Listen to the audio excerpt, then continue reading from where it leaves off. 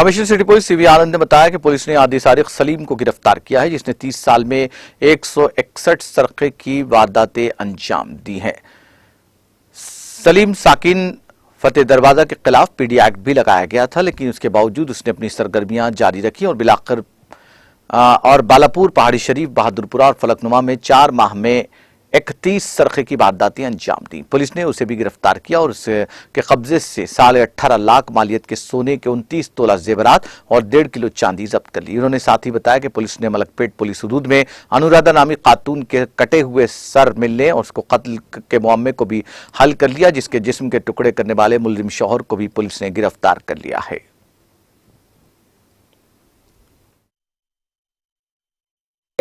जो एक dossier criminal है मोहम्मद सलीम, इसको बहुत आदत है चोरियां करने की। 30 साल में 161 चोरियां इसने की है। तो पीडी एक्ट में इसको बंद किया गया, बाहर आके फिर शुरू किया।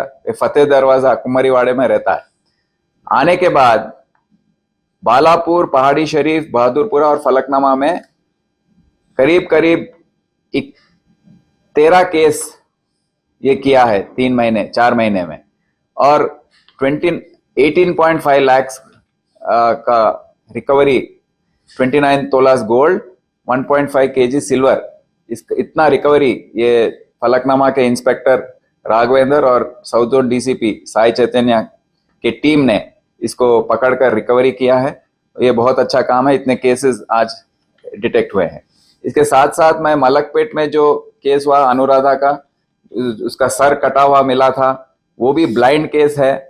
मलकपेट के एसीपी इंस्पेक्टर और रूपेश, वहाँ के नए डीसीपी साउथ ईस्ट, उन्होंने पूरा मिलकर बहुत ही मेहनत करके ऐसे ब्लाइंड केस में भी क्लू निकालकर वो जो उसकी मर्डर जो किया था, उसने सर काट के, हाथ पैर सब काट के, वो एक एक करके बिखर रहा था उसको, वो सब डिटेक्ट करने के लिए उनको भी आज बुलाकर यहाँ पर वो टीम को भी रिवॉर्ड दिया गया। सो ऐसे 5 केस का वो जो भी ऑफिसर्स, कांस्टेबल्स ऑफिसर से लेके डीसीपी, एसीपी तक सबको हमने शाबाशी दी है बुलाकर।